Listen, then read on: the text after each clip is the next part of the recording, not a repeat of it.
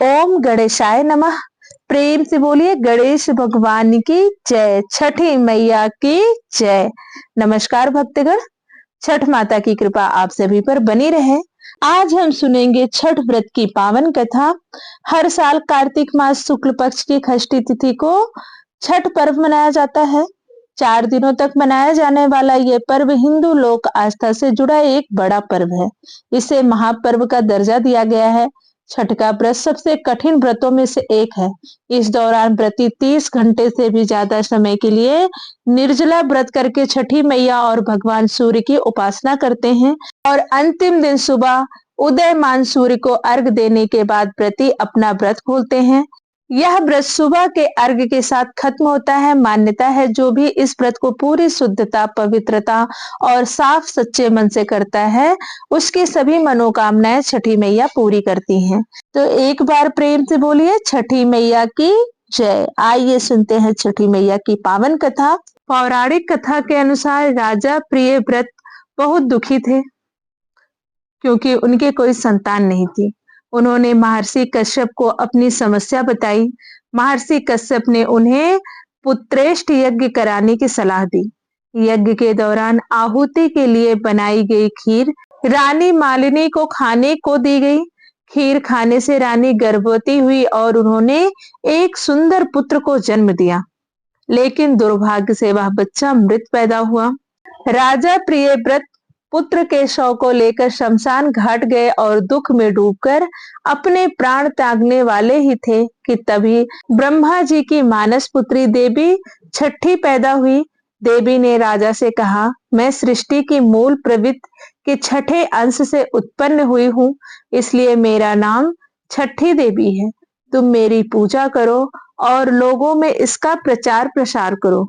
देवी षष्ठी के कहने पर राजा प्रियव्रत ने कार्तिक मास के शुक्ल पक्ष की षष्ठी तिथि को विधि विधान से उनका व्रत किया। देवी की कृपा से उन्हें जल्द ही एक स्वस्थ पुत्र की प्राप्ति हुई। राजा ने पुत्र को पुनः प्राप्त करने के बाद नगर वासियों को छठी देवी का प्रताप बताया। तब से छठी देवी की आराधना और उनके व्रत की शुरुआत हुई। प्रेम से बोलिए छठी माता की जय। जब रावण का वध करके राम जी देवी सीता और लक्ष्मण जी के साथ अयोध्या वापस लौटे थे, तो माता सीता ने कार्तिक मास के शुक्ल पक्ष की षष्ठी को व्रत रखकर कुल की सुख शांति के लिए छठी देवी और सूर्य देव की आराधना की थी। इसके अलावा द्वापर युग में द्रौपदी ने भी अपने पतियों की रक्षा और खोया हुआ राजपाट वापस पाने के लिए छठी देवी का व्रत रखा था। श्री जन्मेजय ने वैशंपायन से पूछा कि हे दुरात्मा, दुर्योधनादि द्वारा कपट रूप जुआ में परास्त पांडव लोग वनवास के लिए भेजे गए, तो जंगल में जाकर उन्होंने क्या किया? वैशंपायन जी बोले, हे जन्मेजय, सुनो, वह पांडु के पुत्र पांडव लोग अत्यंत दुख सागर में डूबे हुए वनवास के लिए घोर जंगल में जाकर दुख और चिंता से चिंतित हो वन में रहने लगे। वन के फल फूल खाकर पृथ्वी तल में शयन करते हुए केला और भोजपत्र का वस्त्र पहनकर दुख के दिन काटने लगे। राजकन्या सुख को भोगने वाली पतिव्रता धर्म को पालती हुई जगगामिनी द्रौपदी भी पतियों के साथ वन को गई। जिस स्थान पर द्रौपदी सहित पांडव लोग थे, वहां पर वे ब्रह्मा वेत्ता तपो रूप 88,000 मुनि लोग जा पहुंचे। ऋषियों को आए हुए जानकर महाराज युधिष्ठिर अत्यंत चिंता से घबरा उठे कि इन महात्माओं के भोजन के लिए क्या प्रबंध करें। जब युधिष्ठिर को यह चिंता हुई कि भोजनार्थ क्या उद्योग करें, तो मुख को चेष्टा मलिन किए हुए स्वामी युधिष्ठिर को देखकर द्रौपदी अत्यंत दुख से व्याकुल हो गई। उसी क्षण द्रौपदी निज पुरोहित महाराज धौम्य को पवित्र आसन पर बैठाकर पद छिड़ा पूर्वक नमस्कार करके नेत्रों में आंसू भरकर कुशल धर्म रक्षक द्रौपदी प्रेम पूर्वक गदगद वचन बोली, हे धौम्य, हे धौम्य, हे महाभाग, इन दुखित पांडु पुत्रों को देखो। हे स्वामिन, इनके दुख को देखकर क्या आपका हृदय दुखी नहीं होता? दुख नासार्थ कोई व्रत कहिए मुझसे, जिससे इनका दुख शांत हो जाए। थोड़े ही उपाय से प्रत्यक्ष महापुण्य को देने वाला व्रत कहिए, जिससे हमारे स्वामी पृथ्वी तल में सुखी होवे, जिससे शत्रु का नाश हो जाए, निज राज्य लक्ष्मी वापस मिले, अर्थात इनकी खोई हुई लक्ष्मी भी इन्हें वापस मिल जाए और इस समय हमारे यहाँ आए हुए ब्राह्मणों को दुग्धपान कराने को मिल जाए। हे महाभाग, हे महाविभो, ऐसा कोई उपाय वर्णन कीजिए। द्रौपदी के यह वचन सुनकर वैशंपायन जी जनमेजय से कहते हैं, ब्राह्मणों में श्रेष्ठ महाराज धौम्य जी प्रसन्न होकर मुहूर्त मात्र ध्यान स्थित होकर द्रौपदी से बोले, हे पंचाल पुत्री, उस उत्तम व्रत को सुनो जिस व्रत को पूर्व समय में नाग कन्या के उपदेश में सुकन्या ने किया था। हे महाभागे, स्त्रियों के साथ तुम अनेक विघ्नों को शांत करने वाले रवि खष्टी व्रत को करो। तब द्रौपदी बोली, हे विप्र, आपका कहा हुआ व्रत कैसा है और उसकी विधि क्या है? इस व्रत में किसका पूजन किया जाता है? वह नाग कन्या कौन थी और किस हेतु उसने इस उत्तम व्रत को किया था? हे महाभाग, वह सुकन्या अत्याश्चर्य रूप व्रत को करने वाली कौन थी? हे शरणागत वत्सल, मेरे इस संशय का आप निवारण कीजिए। इस भांति द्रौपदी के प्रश्नों को सुनकर धौम्य जी बोले, हे देवी, सतयुग में एक सायरती नामक राजा थे, जिनके 1000 स्त्रियां थी, जिनसे एक ही कन्या उत्पन्न हुई थी। उस राजा की कन्या को छोड़कर दूसरी संतान न होने के कारण वह कन्या अति प्रिय थी और वह पिता के घर में वृद्धि को प्राप्त होने लगी। कुछ समय बाद वह कन्या चंद्रवत मुख, कमलवत नेत्र और कुंभ स्थिति होती हुई युवा अवस्था को प्राप्त हुई। बाल्या अवस्था से ही वह कन्या पिता को प्राण के समान प्रिय थी। इस पृथ्वी लोक में उसके सदृश कोई ऐसी कन्या ना थी जिसको हमने देखा हो, इससे उसका सुकन्या नाम पड़ा। एक समय राजा सयरती शिकार करने के लिए मंत्री, सेना, बड़े बड़े योद्धा और पुरोहित को संग में लेकर घोर जंगल को गए। शिकार करने के निमित्त राजा को जंगल में वास करते हुए 10 दिन व्यापीत हो गए। राजा सयरती दिन में शिकार खेलकर रात्रि में स्त्रियों के साथ क्रीड़ा करते हुए जंगल में रहने लगे। एक समय सखियों के साथ सुकन्या फूल लेने के लिए जंगल में गई। वहां पर चवन मुनि का स्थान था। सुकन्या मुनि की देह में दीमक लगी देखकर क्या देखती है कि मिट्टी के मध्य में मुनि के दोनों नेत्र जुगनू की भांति चमक रहे हैं। उसने विस्मित होकर उनकी दोनों आंखों को फोड़ दिया। तब तो मुनि के नेत्रों से रुधिर की धारा बहने लगी और वह चकोराक्षी सुकन्या फूलों को लेकर सखियों के साथ गृह को चली आई।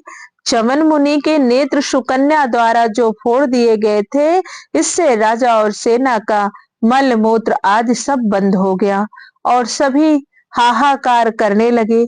जब 3 दिन और रात्रि व्यापीत हो गई, व्याकुल होकर अपने पुरोहित से राजा ने पूछा, हे मुनि सत्तम, किस हेतु हमारा मलमूत्र बंद हो गया है, सो आप दिव्य दृष्टि देखकर कहिए। पुरोहित जी बोले, हे राजन, भार्गव वंशी चमन मुनि एक ऋषि इसी वन में घोर तपस्या कर रहे थे, जिनके शरीर में दीमक लगकर मांस खा गए थे तथा हड्डी मात्र मिट्टी में लिपटी थी। हे राजन, आपकी कन्या ने अज्ञानतावश उन ऋषि के नेत्रों को कांटों से फोड़ दिया है, जिससे रुधिर बह रही है। उन्हीं के क्रोध से यह कष्ट उपस्थित हुआ है। सो हे राजन, आप उनको प्रसन्न करिए और अपनी कन्या उन्हें दे दीजिए। कन्या दान से यह मुनि चमन जी प्रसन्न हो जाएंगे। यह पुरोहित के वचन सुनकर राजा सयरती सुकन्या को साथ लेकर ऋषि के पास गए और जल छोड़ने पर हड्डी मात्र से दर्शन हुए। नेत्रहीन ऋषि को देखकर राजा बोले, हे प्रभु, मेरी कन्या से अनजान में यह अपराध हुआ है, जिससे आपके ये नेत्र फूट गए हैं।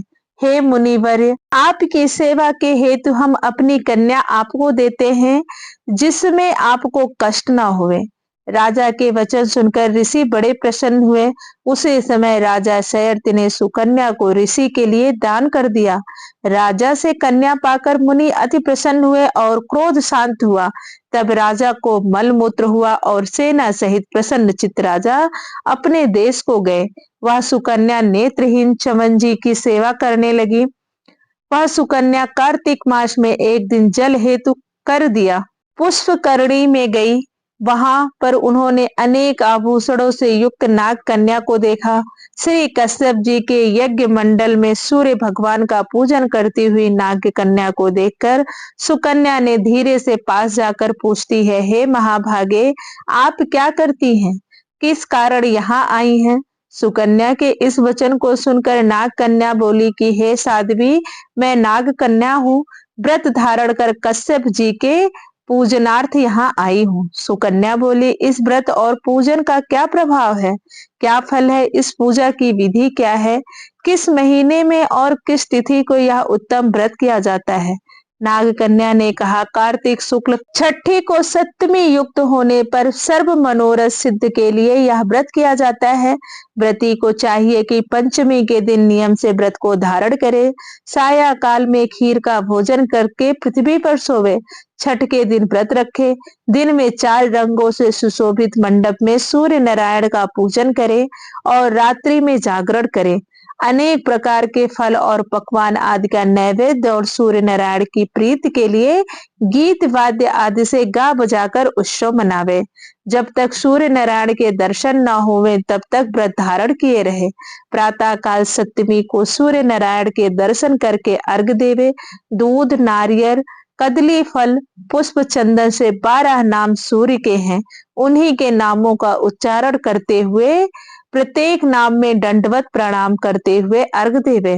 जगत के सविता, जगत के नेत्र, जगत के उत्पत्ति पालन नाश हेतु त्रिगुण रूप त्रिगुणात्मा ब्रह्मा विष्णु शिव रूप सूर्य नारायण को नमस्कार है। इस प्रकार इस व्रत को करने से सूर्य नारायण महाघोर कष्ट को दूर करके मनवांछित फल को देते हैं। हे सुव्रते, हमने यह रवि खष्टी व्रत तुमसे कहा है। श्री धौम्य जी ने कहा, हे द्रौपदी, नाग कन्या के इस वचन को सुनकर सुकन्या ने इस उत्तम व्रत को किया और उसके व्रत के प्रभाव से चमन महाराज के नेत्र पुनः पूर्वत हो गए, ऋषि होकर सुख भोगने लगे। इससे हे पंचाल नंदिनी, तुम भी इस उत्तम व्रत को करो। इसी व्रत के प्रभाव से तुम्हारे पति पुनः राज्य लक्ष्मी को पाएंगे और निसंदेह तुम्हारा कल्याण होगा। तब द्रौपदी ने धौम्य महाराज की आज्ञा से यह यथाविधि व्रत किया तो युधिष्ठिर जी ने अतिथि रूप में आए हुए ब्राह्मणों को भोजन देकर प्रणाम किया। वह सम्पायन जी ने कहा, हे जन्मेजय, धौम्य जी के इस उत्तम व्रत को जानकर द्रौपदी ने किया और इसी व्रत के प्रभाव से द्रौपदी पांडव सहित पुनः राज्य लक्ष्मी को प्राप्त हुई। जो कोई स्त्री इस पुनीत व्रत को करेगी उसके समस्त पाप नाश होकर सुकन्या की भांति पति सहित सुख को पावेगी। इस व्रत का विधिवत उद्यापन करें। विधि विधान से प्रत्येक वर्ष व्रत करते हुए कथा सुने। ब्राह्मणों को दक्षिणा देवें तो उसका मनोरथ सिद्ध होता है। जो कोई भक्ति युक्त इस कथा को सुनता है उसको पुत्र पौत्र धन संपत्ति तथा अच्छे सुख मिलता है। इस भांति कथा को सुनकर सूर्य नारायण को अर्घ देकर नमस्कार करते हुए श्रोता निज निज घर को जावे। प्रेम से बोलिए सूर्य देव की जय, छठी मैया की जय।